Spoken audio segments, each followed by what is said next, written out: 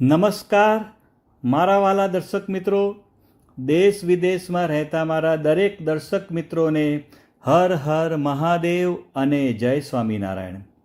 મિત્રો, આજે આપણે એક એવી વસ્તુ વિશે વાત કરવાના છીએ કે જે તમારા સ્વાસ્થ્ય માટે ખૂબ જ ફાયદાકારક હોઈ શકે છે, જે તમને હાર્ટ એટેકના જોખમ ઘટાડવામાં મદદ કરશે, કોલેસ્ટ્રોલ ઘટાડવામાં મદદ કરશે અને તમારી પાચન શક્તિને મજબૂત બનાવવાનું કામ કરશે. મિત્રો, અત્યારની બીજી લાઈફસ્ટાઈલમાં હાર્ટ એટેક અને કોલેસ્ટ્રોલની સમસ્યા ખૂબ જ વધારે જોવા મળે છે. મિત્રો, રોજે રોજ લાખો લોકો એવા છે જે આવી સમસ્યાનો સામનો કરે છે. મિત્રો, કોલેસ્ટ્રોલ વધી જાય તો લોહીની નસને બ્લોક કરી શકે છે, જે હાર્ટ એટેકનું કારણ બની શકે છે. અને જો આપણે પાચન શક્તિની વાત કરીએ તો આજના જમાનામાં જંક ફૂડ અને અનિયમિત જમવાના ટાઈમના લીધે પાચનને લગતી સમસ્યાનો ખૂબ જ વધારો થઈ રહ્યો છે, જેમાં ખાસ કરીને મિત્રો ગેસ, એસિડિટી, અપચો, ઇનડાઇજેશન, બ્લોટિંગ વગેરે જેવી પાચનને લગતી સમસ્યાઓ કોમન થઈ ગઈ છે. તો મિત્રો, તમે આવી સમસ્યાઓથી દૂર રહેવા માગતા હો અને કોલેસ્ટ્રોલને ઓછું કરવા માગતા હો અને હાર્ટ એટેકના જોખમને ઓછું કરવા માગતા હો અને તમારા પાચન તંત્રને મજબૂત કરવા માગતા હો તો આ એક મામૂલી વસ્તુ જો આજે હું તમને બતાવવાનો છું અને જે તમારા રસોડામાં આરામથી તમને મળી જશે અને એનો એક નાનો ટુકડો જો તમે લઈ લો તો તમારા માટે એક વરદાન રૂપ સાબિત થઈ શકે છે. તો ચાલો મિત્રો, એક પણ મિનિટની વાર કર્યા વગર આપણે આ રસપ્રદ વિડીયોની શરૂઆત કરીએ અને આ કઈ વસ્તુનો નાનો ટુકડો આપણે લેવાનો છે એની આપણે વાત કરીએ. મિત્રો, જ્યારે આપણે વાત હાર્ટ હેલ્થની કરીએ તો અત્યારે દુનિયાભરમાં લાખો લોકો હાર્ટની સમસ્યાથી પરેશાન છે, જેનું મુખ્ય કારણ હાઈ કોલેસ્ટ્રોલ હોય છે અને એના લીધે આપણી લોહીની નસમાં બ્લોકેજ થવાનું ચાલુ થાય છે, જે મુખ્ય કારણ હોઈ શકે છે.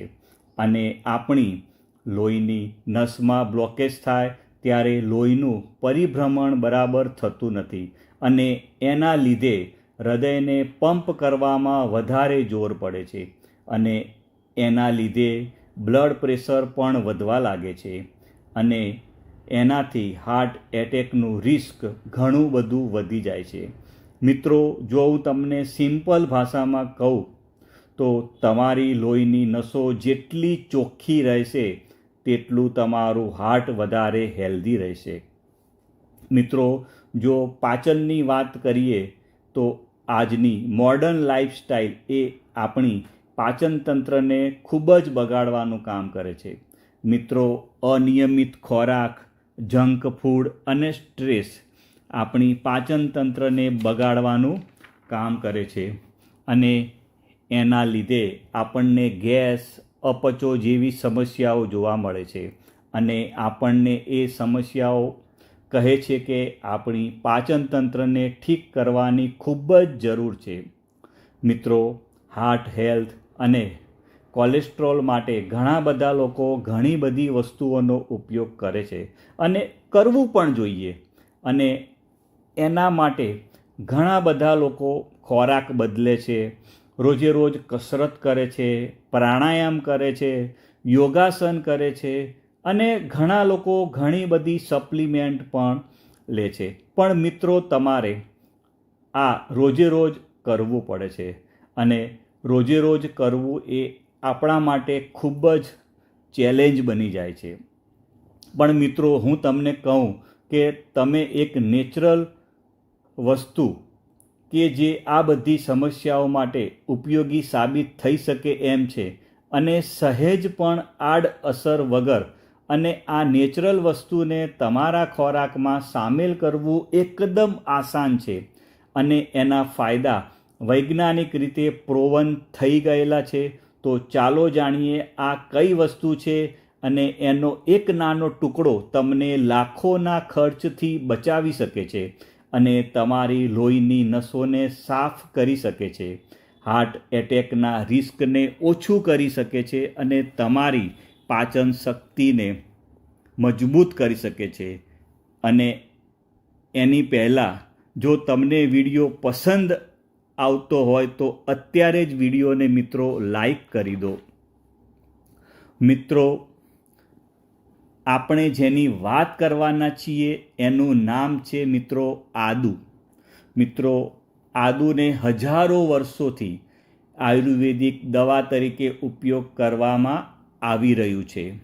મિત્રો, મોડર્ન સાયન્સ પણ આના આયુર્વેદિક ગુણોને હવે માનવા લાગ્યું છે. ઘણી બધી વૈજ્ઞાનિક સંશોધનોમાં પણ આ વાત પુરવાર થયું છે કે આદુનો ઉપયોગ તમારા હાર્ટ હેલ્થને એન્હાન્સ કરી શકે છે અને ડાયજેશનને પણ ઇમ્પ્રૂવ કરી શકે છે. મિત્રો, તમે જાણો છો કે આદુ એટલું બધું પાવરફુલ કેમ હોય છે? મિત્રો, આદુમાં આવેલ બાયોએક્ટિવ કમ્પાઉન્ડ એન્ટી ઇન્ફ્લામેટરી હોય છે અને એન્ટી ઓક્સિડન્ટની જેમ કામ કરે છે, જે તમારા શરીરના કોષને ડેમેજ થતાં અટકાવે છે અને ઓવરઓલ હેલ્થને પણ ઇમ્પ્રૂવ કરે છે. આદુ ડાયજેસ્ટિવ સિસ્ટમને પણ મિત્રો સ્ટિમ્યુલેટ કરે છે, જેનાથી પાચન એકદમ સરળ થાય છે, પેટનું ફૂલવું બંધ થાય છે અને ગેસ પણ ઓછો થાય છે અને ઇનડાયજેશનના પ્રોબ્લેમથી તમને છુટકારો થાય છે.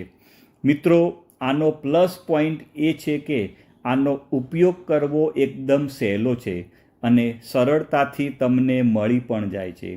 મિત્રો, તમે આદુનો અલગ અલગ રીતે ઉપયોગ કરી શકો છો, પણ જો તમે જમવાની સાથે આનો ઉપયોગ કરો તો તમને વધારે ફાયદો થાય છે. મિત્રો, તમને આદુને ખાવાની સાથે કેવી રીતે ઉપયોગ કરવો એના વિશે હું વાત કરવાનો છું. મિત્રો, આપણે એ સમજવાની જરૂર છે કે આદુને ખાવાની સાથે ચાવીને ખાવાની રીત કેમ ફાયદાકારક છે તે ચાલો આપણે સમજીએ. મિત્રો, પહેલો પોઈન્ટ છે બાયો અવાઇલેબિલિટી. મિત્રો, આપણે ફ્રેશ આદુ ખાઈએ છીએ ત્યારે તેમાં રહેલા કમ્પાઉન્ડ જેવા કે જિંજરોલ, સેગોલ્સ, જે તમારા શરીરને ડાયરેક્ટલી મળે છે અને એમાં કોઈ પણ પ્રકારનું ચેન્જ કે ડિગ્રેડેશન થતું નથી. મિત્રો, ફ્રેશ આદુને જ્યારે તમે ચાવીને ખાઓ છો ત્યારે તે લાળ રસના એન્ઝાઇમને સ્ટિમ્યુલેટ કરે છે, જે ડાયજેશનને એન્હાન્સ કરવાનું કામ કરે છે. મિત્રો, હવે તમને એ પ્રશ્ન થાય કે ચાલો, આદુ તો આપણા હેલ્થ માટે ખૂબ જ ફાયદાકારક છે, પણ હવે તેને ખાવું હોય તો કેવી રીતે ખાઈ શકીએ? અને જો આપણે સીધું કાચું જે છે આદુ એ આપણે સીધું ખાઈએ તો આપણા મોઢામાં તકલીફ પણ મિત્રો થઈ શકે છે. મિત્રો, તમારે આદુને સીધું મોઢામાં નાખીને ખાવાનું નથી. મિત્રો, તમે આદુનો નાનો ટુકડો લઈ લો અને પછી તમે એને છીણી લો. તમારે અડધી ચમચી આદુનો છીણ લેવાનો છે અને પછી તમારે તેને તમે જે શાક લીધું હોય થાળીમાં, એ શાકની ઉપર તમારે એ અડધી ચમચી આદુના છીણને શાક ઉપર તમારે ભભરાઈ દેવાનું છે અને પછી તમારે ખાવાનું છે. એક રીત આ છે. બીજી રીતની વાત કરું તો તમારે દરેક કોળીઓ તમે જે ખાઓ એમાં એક કોળિયાની અંદર રોટલી અને શાકનો તમે એક લો કોળીઓ, તો એમાં તમારે થોડુંક એનું છીણ મૂકી દેવાનું અને પછી તમારે કોળીઓ ચાવીને ખાવાનો છે. તમે દિવસનું અડધી ચમચીથી વધારે આદુનું છીણ ખાવાનું નથી. એટલે તમારે જે નાનો ટુકડો લીધો હોય એને તમારે છીણી નાખવાનું અને પછી તમારે જો તમને શાકમાં ઉપર નાખીને ખાવાની રીતે ભાવે તો એવી રીતે પણ તમે ખાઈ શકો છો, અથવા તમે રોટલી અને શાક જ્યારે લો છો ત્યારે તમારે થોડું છીણ એમાં મિક્સ કરી અને પછી તમારે એને ચાવીને ખાવાનું છે. મિત્રો, તમારી કોઈ સ્પેસિફિક હેલ્થ કન્ડિશન હોય તો તમે તમારા ડૉક્ટરની સલાહ મુજબ જ આનો ઉપયોગ કરવો. મિત્રો, તમને મારો વિડીયો સારો લાગ્યો હોય તો લાઈક કરવાનું ભૂલતા નહીં. આવજો મિત્રો, બાય બાય.